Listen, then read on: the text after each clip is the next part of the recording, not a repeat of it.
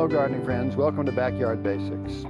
You know, when you put some plants outside in containers, which is a really neat thing to do, they can get really hot. You know, the black pots that they come in, they're extremely hot when the sun is striking them. I mean, real hot.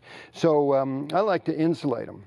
And so one of the things that we can do is you take a pot like this, and then you drop your black plastic pot down into it, and then I'll show you over here really what we're going to do. Once again, black plastic pot in a container. Before you get in there and do anything, put a nice little piece of screen on the bottom. That keeps the insects out of there.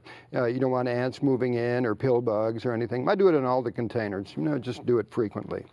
And so, now this little pot right here doesn't sweat as much as the clay pot. So one of the things you can do with the clay pot is stick it in a tub like this and really get it to soak up some water. It goes several days that way, and as it evaporates, it gets to be much cooler. It's a real neat thing to do. So what I do is I'll put a little insulation in there. Now you can use sphagnum moss or peat moss. This is core fiber. This is coming from coconuts. It's a really neat product. So what I'll do is I'll put it in here as an insulation. You could do it on the big ones too, or on whiskey barrels. And you put this in there, and it really does drop the temperature rather dramatically. Really nice that way. The plants grow more vigorously when you do that. They just hate that heat, but they will take the sun very nicely. So this is a real nice insulation. Let's say you're going out of town. Well, there are a couple of products right here that are really helpful, and maybe you're just going for a few days, but you can go up to 2 weeks when you use that vacation. It's used as a drench. You put it in there on the root system, and it helps to close the stomata so the plant's not losing that much water. Another way of doing that is with this other product right here. It's an anti-transparent. There's several types on the market. And so that's sprayed onto the foliage. Boy, that combination of the two gives you 2 weeks without watering in a 4-inch pot or in a great big pot. It really is very, very beneficial. Now, one of the best things that you might use out there is rainwater. Rainwater is pure. It's the gold standard, and plants grow vigorously with rainwater.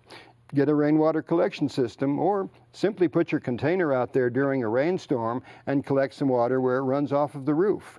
There's nothing better than that. But the city water is very alkaline. Rainwater is neutral, city water is very alkaline. So what I like to do is put about a teaspoon, just a level teaspoon, no more, of vinegar, this type of vinegar, apple cider vinegar, whatever you've got, in that gallon of water. It drops the pH and the plant does so much better. When you're about to leave town, you might spray with a little bit of seaweed. Get yourself a little sprayer, put it all over the plant. It really builds the cells so that they don't crater during these times of extreme heat or extreme cold. So that's a real nice little product. And when you spray the foliage from underneath, you never get spider mites. Seaweed helps eliminate spider mites when you're spraying underneath. You can do it with your vegetables or your house plants. It doesn't make any difference. Matter of fact, house plants indoors, that's all they really need. You don't need to push a whole lot of growth.